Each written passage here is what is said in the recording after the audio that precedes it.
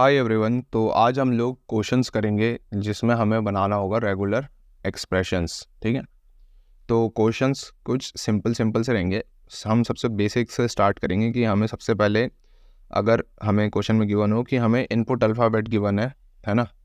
Input alphabet मतलब sigma given है, ए और बी, मतलब ए और बी के ही कॉम्बिनेशन से ही मुझे क्या बनाना है, अपना रेगुलर एक्सप्रेशन बनाना है। ठीक है, अब सबसे पहले हम देखते हैं कि मुझे क्या मिल जाए।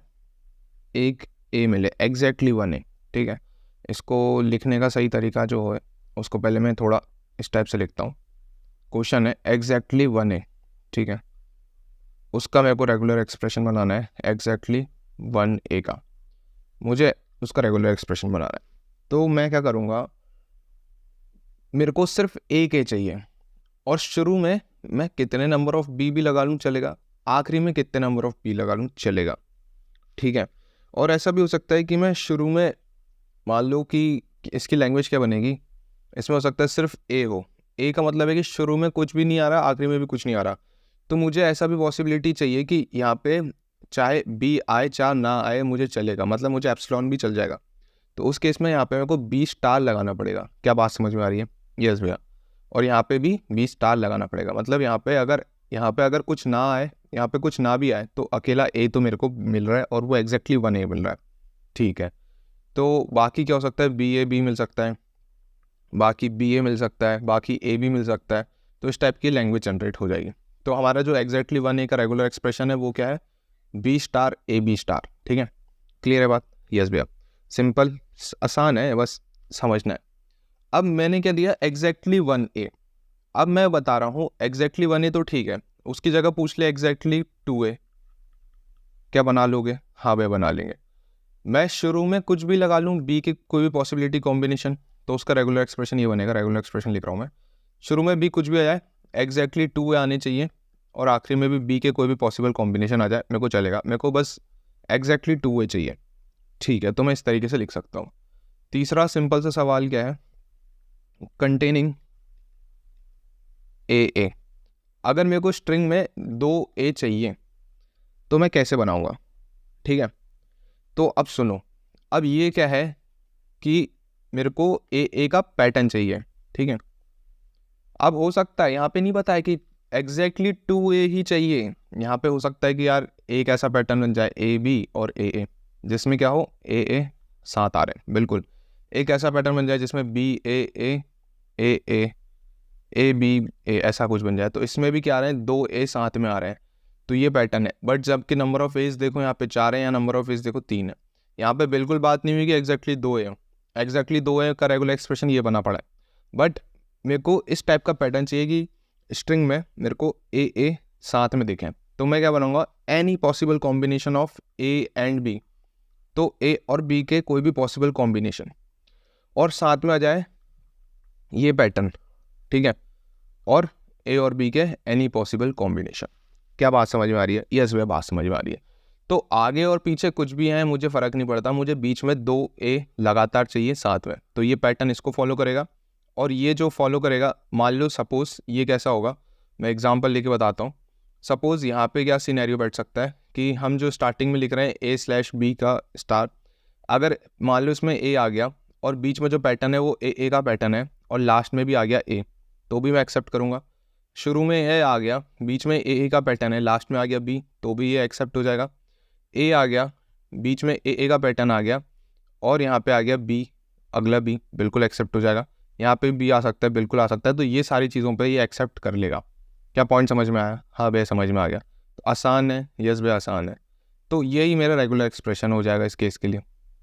ठीक है, तो हम रेगुलर एक्सप्रेशन ही बना रहे हैं और कुछ खास तो कर नहीं रहे। ठीक है, क्या क्लियर है? यस। इसमें अंतर क्या है, इसमें एग्जैक्टली 2 ए चाहिए, बी फिर आगे और पीछे लगा लूंगा मैं, एनी नंबर ऑफ बी।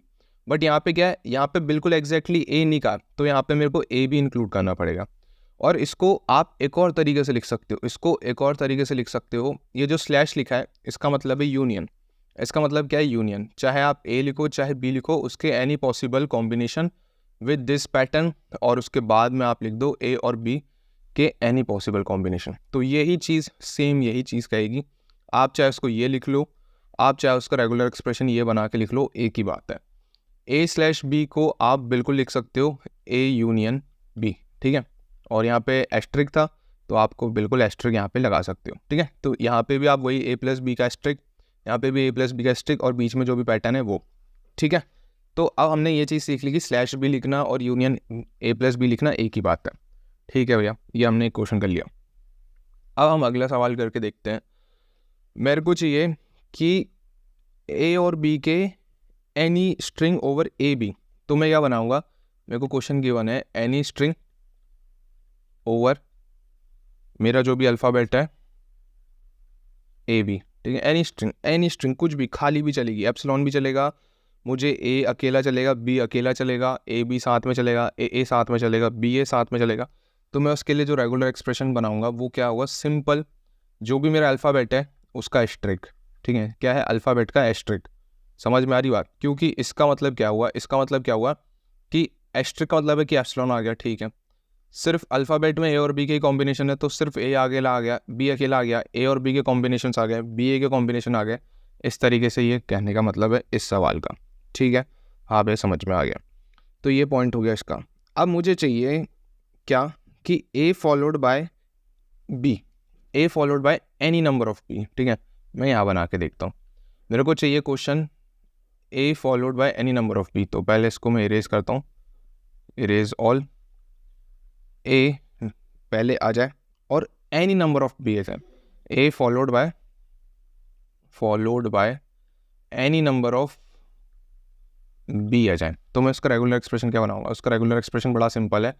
पहले A आएगा और एनी नंबर ऑफ B आ जाएगा। एनी नंबर ऑफ B में हो सकता है एप्सिलॉन भी आ जाए, तो अकेला A आ गया, एक सिंगल B आ गया, डबल B आ गया। तो इस तरीके से उसकी लैंग्वेज बन जाएगी। क्या बात समझ में आ रही है? हाँ भैया समझ में आ रही है। तो ये पॉइंट है A with any number of B। अब एक और टाइप का आपको रेगुलर एक्सप्रेशन बनाने को बोल सकता है, वो हो सकता है A, ठीक है, followed by any number of A and B, followed by any number of A and B, दोनों आ जाए। मतलब तो रेगुलर एक्सप्रेशन क्या बनेगा, पहले का तो A रहेगा ही और उसके बाद any number of A and B, ठीक है, any number of A and B। अब इन दोनों में डिफरेंस क्या है, इन दोनों में डिफरेंस ये है कि यहाँ पे जो है followed by any number of B है, ओनली B के कोई भी पॉसिबल कॉम्बिनेशन, बट यहाँ पे A और B के दोनों के पॉसिबल कॉम्बिनेशन। तो हमने यहाँ पे यूनियन यूज़ कर लिया, तो A यूनियन B का एस्ट्रिक। क्या बात समझ में आ रही है? क्या पॉइंट समझ में आ रहा है? यस भैया। तो ये भैया कुछ इस प्रकार ही बन रहा है, कंटेनिंग पैटर्न A, उसके बाद आगे चाहे कितने भी A आ जाए, A+B का कॉम्बिनेशन है, पीछे चाहे कितने भी A+B का कॉम्बिनेशन आ जाए, बिल्कुल ठीक है। यहाँ पे क्या कह रहा है, बस A के बाद आने चाहिए, मतलब पीछे वाले चाहिए, मेरे को सफिक्स चाहिए, ठीक है। तो सफिक्स की बात आ गई तो A और B के सारे यूनियन पीछे लग जाएंगे। क्या पॉइंट समझ में आ रहा है? यस भैया समझ में आ रहा है। तो ये पॉसिबिलिटी है। और इन दोनों में डिफरेंस, एक तो लैंग्वेज इसमें इस प्रकार की बन रही है कि पीछे B है, इसमें लैंग्वेज में कैसे बनेंगे कि A अकेला आ सकता है अगर ये एप्सिलॉन हो गया, A के साथ एक A और आ सकता है, A के साथ B आ सकता है, A के साथ एनी नंबर ऑफ A आ सकता है, क्योंकि any number of A and B है, ठीक है। A के साथ B A आ सकता है, बट वहाँ पे नहीं आ सकता था, वहाँ पे सिर्फ B आ सकता है पीछे, वहाँ पे सिर्फ B ही आ सकता है, एनी नंबर ऑफ B आ सकता है, ठीक है। तो ये दो बड़े डिफरेंसेस यहाँ पे आपको देखने को मिलेंगे। तो इस तरीके से रेगुलर एक्सप्रेशन बनाया जाता है। तो भैया ये तो आसान हो गया। हाँ भैया बिल्कुल आसान हो गया। अगला क्या था, अब देखते हैं आगे के क्वेश्चंस, ठीक है। आगे के क्वेश्चंस है कि स्टार्ट विद AB। मान लो ये एक पैटर्न है AB और मेरे को पीछे कुछ भी चेंज नहीं करना, मतलब पीछे कुछ भी आ जाए मेरे को फ़र्क नहीं पड़ता, शुरू AB से होना चाहिए, शुरू AB से होना चाहिए। तो मैं क्या बनाऊंगा, AB शुरू में आ गए और पीछे कोई भी आ गया, A और B के पॉसिबल कॉम्बिनेशन कुछ भी आ गए, तो ये उसका रेगुलर एक्सप्रेशन बन जाएगा। मतलब इसको स्टार्ट विद AB कह सकते हैं, इसको हम प्रीफिक्स AB भी कह सकते हैं, तो सेम ही क्वेश्चन बन जाएगा। क्या बात समझ में आ रही है? यस भैया। इसकी लैंग्वेज क्या बनेगी, इसकी लैंग्वेज बनेगी शुरू AB से हो रहा है, पीछे चाहे A आ रहा है चलेगा, शुरू AB से हो रहा है, पीछे चाहे B आएगा चलेगा, शुरू AB से हो रहा है, पीछे चाहे एप्सिलॉन आएगा तो भी चलेगा, ठीक है। फिर पीछे कुछ एनी नंबर ऑफ B आ जाए, मतलब समझ रहे हो ना, ये हो गया उसका मतलब। तो ये हो गया रेगुलर एक्सप्रेशन जो स्टार्ट हो रहा है AB के साथ। अब स्टार्ट विद AB की जगह पे हो सकता है मान लो ABB, तो यहाँ पे आप एक और B लगा लेना, बाकी सेम है। अब start with any number, any कुछ भी होगा तो आप वहाँ पे स्टार्टिंग में लगा लेना और बाद में उनके सारे पॉसिबल कॉम्बिनेशन लगा लेना। अब जैसे स्टार्ट हुआ वैसे ही अगला हो सकता है एंड विद ए बी, ठीक है। अब एंड विद ए बी बनेगा तो उसका रेगुलर एक्सप्रेशन कैसे बनेगा, शुरू में कुछ भी आ जाए तो ए और बी के कोई भी पॉसिबल कॉम्बिनेशन, तो ये हो गया यूनियन, और आखिरी में आ जाए ए बी, ठीक है, आखिरी में क्या जाए ए बी, क्योंकि एंड्स विद ए बी लिखा है। इसको हम दूसरी तरीके से कैसे लिख सकते हैं, स्लैश लगा के लिख सकते हैं, क्योंकि यूनियन यूज़ किया है, तो A B A slash B का एस्ट्रिक, और इसको हम दूसरे तरीके से क्या लिख सकते हैं, ए स्लैश बी का एस्ट्रिक और लास्ट में ए बी। तो इसका मतलब है कि इसकी लैंग्वेज कैसे बनेगी, इसकी लैंग्वेज कुछ ऐसी बनेगी कि शुरू में कुछ नहीं आ रहा, सपोज एप्सिलॉन आ रहा है और लास्ट में ए बी आ रहा है, बहुत बढ़िया, शुरू में ए आ गया, लास्ट में ए बी आ गया, तो लास्ट में ए बी देख रहे हैं, शुरू में बी आ गया, लास्ट में ए बी आ गया, तो इस तरीके की जो भी स्ट्रिंग्स होंगी वो सब इस लैंग्वेज के अंदर आ जाएंगी, ठीक है। क्या बात समझ में आ रही है? तो उसके लिए ये हो गया जो स्टार्ट विद ए बी है और एंड विद ए बी है, उसके लिए ये रेगुलर एक्सप्रेशन बन के तैयार है। क्या बात समझ में आ रही है? इसको हम प्रीफिक्स बोल सकते हैं, प्रीफिक्स मतलब पहले ए बी आ रहा है और आखिरी में कुछ भी आ चलेगा, इसको हम बोलेंगे कि सफिक्स ए बी आ रहा है, आखिरी में ए बी आ रहा है और आगे कुछ भी आ चलेगा। अब इससे रिलेटेड आपको पैटर्न बोल दे ए बी सी, सी तो नहीं बोल सकता क्योंकि अल्फ़ाबेट ए बी है, आपको बोल दे पैटर्न, पहले मैं इसको इरेज करूँ, सी क्यों नहीं बोल सकता क्योंकि अल्फ़ाबेट ए और बी के ही कॉम्बिनेशन है।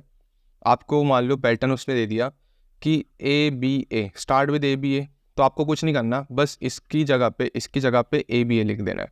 उसने बोल दिया ए बी बी, तो कुछ नहीं करना, इसकी जगह पे ए बी बी करना है।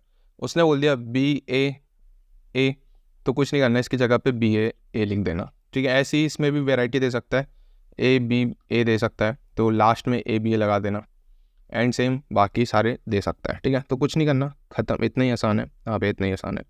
तो हमने कुछ वैरायटी ऑफ रेगुलर एक्सप्रेशन देखे जो कि काफ़ी ज़्यादा ईजी एंड फेमस है, जो कि शायद आपको आगे चल के क्वेश्चन में सॉल्व करने में आसानी देंगे, ठीक है। तो रेगुलर एक्सप्रेशन कुछ नहीं करना भैया, बस नॉर्मल है, जैसे हम इतना ही आसान तरीके से रेगुलर एक्सप्रेशन बना सकते हैं जैसे आपके सामने सारे देख रहे हैं को आपको मिल रहा है, ठीक है। अब आप बना लोगे कोई भी रेगुलर एक्सप्रेशन, यस भैया। और हमने एक और सिंपल रेगुलर एक्सप्रेशन जो कि पिछले लेक्चर के अंदर सीखे थे, लाइक हमने बताया था कि एक होता है किने स्टार, जिसको हम बोलते हैं, सपोज मेरे को बोला है एनी, क्या बोला है हमें, एनी नंबर ऑफ बी, तो मैं कह दूंगा बी स्टार। मुझे बोला है यहाँ पे कि इसमें इसका मतलब क्या है कि एप्सिलॉन आ जाए, बी आ जाए, बी के सारे पॉसिबल कॉम्बिनेशन आ जाए, तो ये हो जाएगा इसका मतलब, ये हो गया उसका रेगुलर एक्सप्रेशन। ऐसे मेरे को बोल दिया रेगुलर एक्सप्रेशन आ जाए बी का, बट उसमें एप्सिलॉन नहीं चाहिए, तो मैं पॉजिटिव बात करूँगा, तो यहाँ पे जो अंतर है वो बस इसका एप्सिलॉन का अंतर है। ये किने स्टार यहाँ पे हम कहेंगे इसको, ठीक है, क्लोजर कहेंगे, और ये पॉजिटिव क्लोजर है और कुछ नहीं, तो ये रेगुलर एक्सप्रेशन इसका बन जाएगा। अगर एप्सिलॉन चाहिए होगा तो हम इस तरीके से बनाएंगे।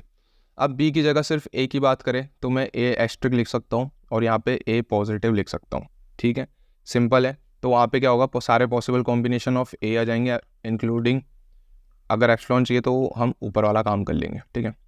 यहाँ पे एप्सिलॉन एक्सक्लूडिंग है, यहाँ पे एप्सिलॉन इंक्लूडिंग है, चाहे ए की बात करो चाहे बी की बात करो, तो इस तरीके से लिखा जा सकता है। और यहाँ पे अल्फ़ाबेट वही है, ए और बी के पॉसिबल कॉम्बिनेशन, ठीक है, तो इस तरीके से काम कर सकते हैं। सो मैं होप करूँगी आपको मैंने रेगुलर एक्सप्रेशन के बारे में काफ़ी ज़्यादा डिटेलिंग में बता दिया है। सो या that's it for this video. हमने कुछ बहुत सारे 5, 7, 10 क्वेश्चंस किए, एग्जांपल्स किए। अब इसके बड़े क्वेश्चन भी होते हैं, वो भी हम कुछ आने वाले लेक्चर्स के अंदर करेंगे। सो या that's it for this video.